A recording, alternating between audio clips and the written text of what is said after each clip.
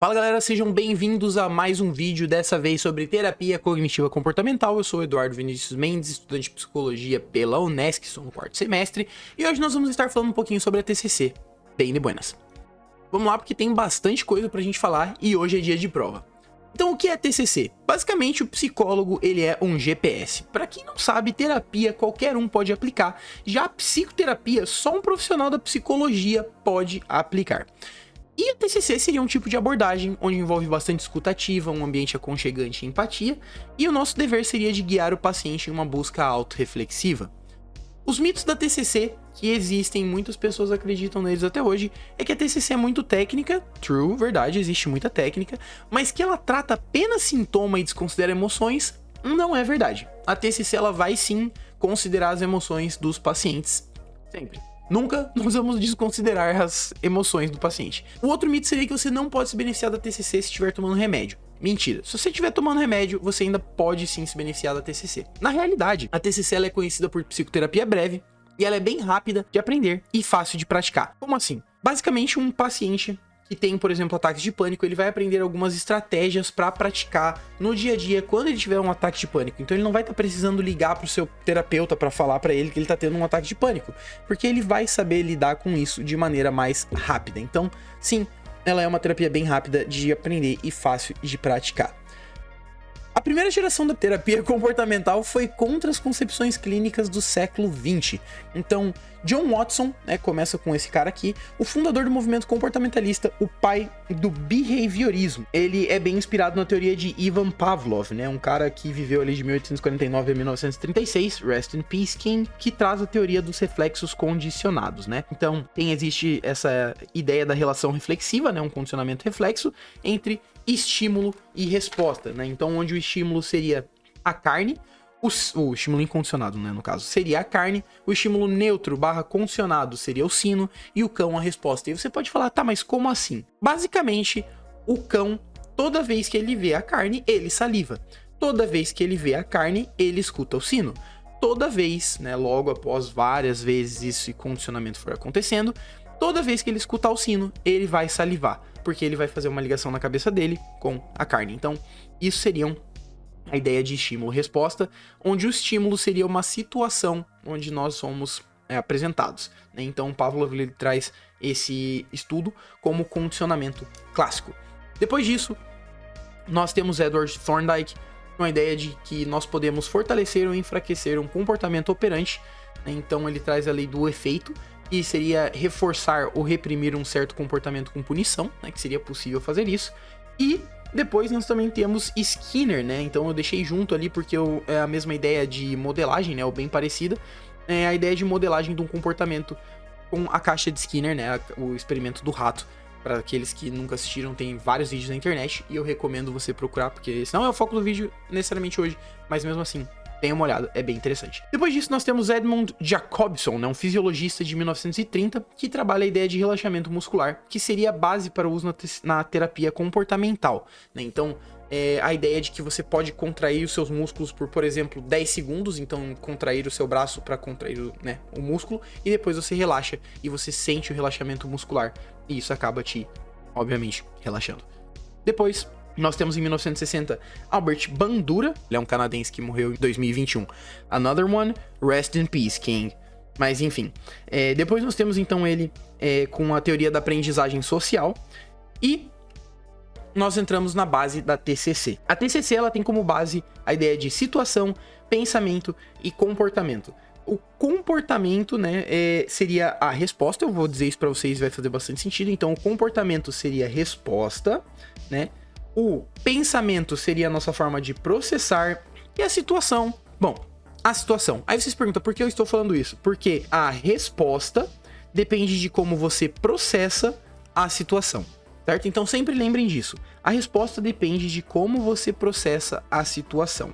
Então, essa seria a base da TCC. Situação, pensamento, comportamento. Nós temos estudos sobre depressão e ansiedade, então, de Beck e Ellis, O Beck, ele diz que os métodos comportamentais deveriam ser incluídos desde o início de seu trabalho, e eles trazem a ideia de que nós podemos mudar um comportamento, de como a gente muda um comportamento e muda o pensamento sobre determinada situação. Eu já digo para vocês que tem gente que não curte as duas juntas, né, a cognitiva e a comportamental. Então o Beck é o cara que diz que os métodos comportamentais e o cognitivo deveriam estar juntos, né, mas tem muita gente que não gosta. O Beck, ele é uma das pessoas que não gostava de psicanálise também, né, então basicamente é isso. E podemos continuar conversando um pouquinho direto sobre crenças, né, porque as ideias da crença, elas são bem importantes, né? Então a gente tem as crenças inconscientes. Quais seriam as crenças inconscientes que nós temos aqui? O desamparo, que seria ser impotente, frágil, desamparado. Então essa é uma crença que eu tenho, né? Uma crença de desamparo. Ah, eu sou muito impotente, eu sou muito frágil, eu sou uma pessoa desamparada. Ninguém, né, tá aqui pra me ajudar. A crença de desamor, que eu sou indesejável, rejeitado, né? Poxa, ninguém me ama, né? Pô, eu quero sair com a galera e ninguém quer sair comigo. Mas as pessoas às vezes têm coisas pra fazer, né? Crenças de desvalor, então, eu sou incompetente, ineficiente, defeituoso, né, então, eu sou uma pessoa muito incompetente porque eu não estudo, né, mas isso vai chegar mais pra frente em outras coisas também, então, calma aí. E os princípios da TCC, nós temos alguns, certo? Então, os princípios nós podemos começar por formulação e desenvolvimento contínuo dos problemas dos pacientes e em conceituação individual de cada paciente em termos cognitivos e participação ativa. Como assim? O paciente ele deve participar da terapia de forma ativa? Bem autoexplicativo. O segundo seria uma aliança terapêutica sólida, né? Então seria a confiança entre o paciente e o psicólogo. Temos sempre que levar em consideração também que cada paciente é único, né? E lembrar que, novamente, que a TCC enfatiza a colaboração e a participação ativa. Então, cada paciente é único e enfativa que temos que ter uma colaboração entre as duas partes, né? E a quarta, né? O quarto princípio da TCC ali seria que ela é orientada para objetivos e focada nos problemas. Dito isso, a TCC é 50-50. Então, ela é 50% do terapeuta e 50% do paciente. A TCC, ela enfatiza inicialmente o presente. Ela é educativa, tem como objetivo ensinar os pacientes, né, ou o paciente a ser seu próprio terapeuta, visa ser limitada no tempo, e as sessões são estruturadas, né, então elas têm introdução, com a verificação de humor, examinar rapidamente a semana e definir colaborativamente uma pauta para a sessão. O paciente, ele identifica, avalia e responde pensamentos e crenças disfuncionais, e, por último, a variedade de técnicas para mudar o pensamento, o humor e o comportamento. Sim, existe uma variedade de técnicas bem grande. Voltando para a ideia de crenças racionais e irracionais, as crenças como a gente tinha falado antes. Crenças irracionais, que é fundamental para um adulto ser amado por todos. Muitas pessoas acham isso, né? Que como nós temos que ser adorados e amados por todos. Há certos atos terríveis e as pessoas que cometem deveriam ser severamente punidos. Então, isso é uma crença irracional que nós temos, né? Então a gente pega um serial killer, por exemplo, a gente acredita que ele deve ser punido, né? Não tô falando coisas que eu concordo ou discordo, porque algumas dessas eu concordo plenamente e outras não, mas mesmo assim, isso é o que o Ellis fala sobre as crenças irracionais, né? É terrível se as coisas não são como queremos. Nossa felicidade é imposta a nós por fatos exteriores, por pessoas, por exemplo. É mais fácil evitar que enfrentar dificuldades e responsabilidades. Acreditar em algo forte e superior é necessário, acontecimentos passados deverão continuar nos afetando, ter controle absoluto de tudo é extremamente necessário, podemos ser felizes através da inércia, não temos controle sobre nossas emoções, logo não podemos evitar sentir algo. Então essas seriam as crenças irracionais, né? São crenças que não fazem sentido, que simplesmente existem na nossa cabeça, e as racionais não temos exemplos, porque, né, vamos ser bem sinceros, são coisas que existe uma razão por trás, né? São racionais. Os esquemas, né? Vamos começar aqui então com a estrutura das crenças nucleares, né? As crenças nucleares, eu ia falar isso antes, mas eu decidi que era melhor não. As crenças nucleares, né? Uma crença central, ela primeiro pode ser sobre os outros, né? Então ela pode ser uma crença sobre os outros. Ela é bem difícil de mudar e geralmente ela é o que eu penso sobre mim desde a infância, né? Sobre eu, né? Então, ela pode ser sobre os outros, mas geralmente ela é sobre você.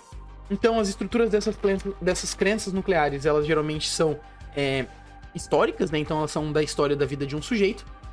E identificar essas crenças nucleares é importante para identificar, né? Ou para identificação dos esquemas, que seriam basicamente estruturas cognitivas com conteúdos, né? Os esquemas mal adaptativos, eles são verdades a priori acerca de si e ou do ambiente, são resistentes a mudanças, então é uma crença impeditiva de mudar, né? Então são crenças que impedem a mudança, e a interação, e fala basicamente do temperamento inato de uma criança com experiências de desenvolvimento com pessoas significativas. Depois, por último, nós temos esquemas primitivos, né? Então esses são os esquemas primitivos, né? Manutenção do esquema, evitação do esquema, seria o vulnerável, que é manter o controle obsessivo, a compensação, que é o medo de não ser amado e pegar todo mundo e trair essas pessoas, e a profecia autoconfirmatória, que seria autossabotagem para confirmar um esquema. A TCC com a pessoa idosa, né? Muitas das técnicas são as mesmas usadas com os adultos, não existe muito material na TCC com o idoso, né? E basicamente os idosos, eles têm sentimentos de inutilidade por perder o trabalho, né? Isso é um grande exemplo. Muitos idosos gostam de trabalhar e querem continuar trabalhando, né? Então, isso é um exemplo, né? Devemos aprender a acompanhar os idosos nessas mudanças que aparecem em suas vidas, e nosso dever maior com os idosos seria o dever de quebrar crenças negativas ou medos para o idoso. Só uma coisa curiosa, psicogerontólogos são os psicólogos que trabalham com idosos, e eu achei isso muito incrível. E quais seriam os temas centrais, né? O primeiro deles seria pontos de transição e perdas, né? Então, mortes de cônjuges, parentes e amigos, né? Isso gera uma angústia e uma preocupação, né? Frustração para os pacientes, porque imagina, eles também estão ficando idosos, né? Eles também sabem que o fim vai chegar para eles, então ver todo mundo ir antes deles às vezes pode ser uma coisa meio ruim, né? O segundo seria o envelhecimento e o ageísmo, né? Então, pessoas idosas internalizam ali os julgamentos negativos e estereótipos, né? Então, um dos nossos papéis acaba sendo de quebrar esses paradigmas, né? E os sintomas físicos e cognições depressivas, né? Então, idosos, eles meio que desconhecem, e falta de energia, por exemplo, e apetite podem estar relacionados com uma depressão. As estratégias psicoterapêuticas com os idosos são de basicamente fortalecer crenças em autoeficácia, né? Eles têm que se sentir úteis, e deve-se ter muita empatia com as dificuldades que o idoso passa, né? Eu acredito que empatia é uma coisa que não serve só para os idosos, mas sim para todos, né? Para crianças, adolescentes, adultos, tudo. Então, deve sempre ter empatia. Eu sempre vou falar isso nos meus vídeos, empatia é pilares da psicologia, né? A TCC com crianças e adolescentes, né? Um outro tópico aqui bem importante. Falamos aqui um pouquinho sobre o modelo cognitivo e a psicoterapia infantil, né? As práticas clínicas com crianças, né? Fundamentam-se, e o comportamento, ele visa a adaptação através da interação entre seus sistemas. A cognição, como entendemos fatos e como percebemos psicopatologias ou problemas, efeitos gerados pelas crenças adaptativas expressas em suas emoções, e intervenções que se referem às distorções cognitivas servem para aumentar cognições, crenças e esquemas sobre comportamento e as emoções. O envolvimento dos pais, né, os problemas entre pais e filhos, tem impacto no sofrimento de uma criança, então isso é uma coisa que, sim, não tem muito o que falar, né? Os pais realmente, eles vão impactar no sofrimento de uma criança, sempre, e tiver acontecendo alguma coisa muito séria, ou até mesmo o pai estar muito estressado, às vezes vai gerar muito estresse numa criança também, né? Porque ele vai estar transferindo isso no ambiente, né? E uma coisa bem legal, assim, que pelo menos eu acho bem maneiro, é a ideia do registro dos pensamentos disfuncionais, né? O RPD. Então, é a ideia do pensamento, emoção, comportamento, né? Então, lembram-se daquilo que a gente falou lá atrás, no comecinho desse vídeo, que é situação, pensamento, comportamento? O papel dos pais, né, então, seria aqui que eles são facilitadores junto com os terapeutas, né? Nós devemos sempre explicar para os pais o que é uma psicoterapia, como é a psicoterapia infantil, né? Então, geralmente, muitos pais não aceitam que a terapia infantil não é necessariamente sentar e conversar, né? Mas a terapia geralmente é brincar. Então, tem que explicar para os pais que não é uma perda de tempo, psicoterapia infantil é desse jeito, né? A criança é o paciente, o horário deve ser respeitado, e sempre sigilo. Tudo que a criança te fala ali que não for nada, né, que seja realmente pertinente para os pais saberem, como por exemplo uma questão de suicídio ou algo assim, né, principalmente com adolescentes ali que, né, tem mais essa ideia de suicídio do que as crianças, mas mesmo assim você não tem que ficar falando nada de que não seja pertinente aos pais. Então, sempre ideia do sigilo. Então, dito isso sobre o sigilo, lembrar que crianças pequenas sempre devem ter um adulto esperando ao lado de fora, né? Porque isso acaba tranquilizando elas. E comentar que falou com os pais dela. Deixar bem claro que os pais sabem que ela tá ali e o porquê ela tá ali, né? Mas sempre levando em consideração sigilo e que você não vai contar nada pros pais dela. É de buenas. A criança então está livre, pode usar o espaço da sessão como ela quiser, desde que ela não se machuque o psicólogo e não destrua a sala. Isso é um ponto bem importante. Ninguém quer ter um prejuízo monetário livre, né, financeiro. Então, lembrar sempre que a criança está livre para fazer tudo que ela quiser ali, desde que não cause perigo para os dois e não destrua nada, né? Então, é isso. O psicoterapeuta e o paciente têm que ter um compromisso, né? Então, existe um compromisso entre as duas partes, né? E isso também vale seja para os adultos, para as crianças, para os adolescentes, né? Então sempre vai ter esse compromisso entre os dois. Continua existindo uma anamnese, né? Padrão triagem, perguntar as coisas essenciais e importantes. E os aspectos de vulnerabilidade, né? Que são as crenças de uma criança. A gente vai acabar notando vários aspectos de vulnerabilidade ao longo das sessões, né?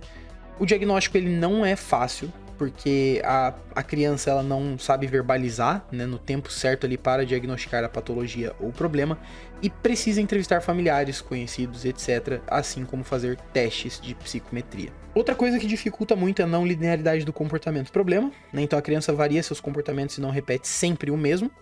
E lembrar aos pais que a ludoterapia é a forma de brincar que sejam naturais e que seja sem censura, para que as crianças consigam se comunicar com o psicoterapeuta. Isso é um ciclo, né? O terapeuta está em contato com os pais, que estão em contato com a escola, que estão em contato com a criança, que está em contato com o terapeuta. E por fim, o terapeuta está em contato com os pais, que estão em contato com a criança, que está em contato com o terapeuta. Então esse ciclo se repete, mas nem sempre a escola fala diretamente com a criança.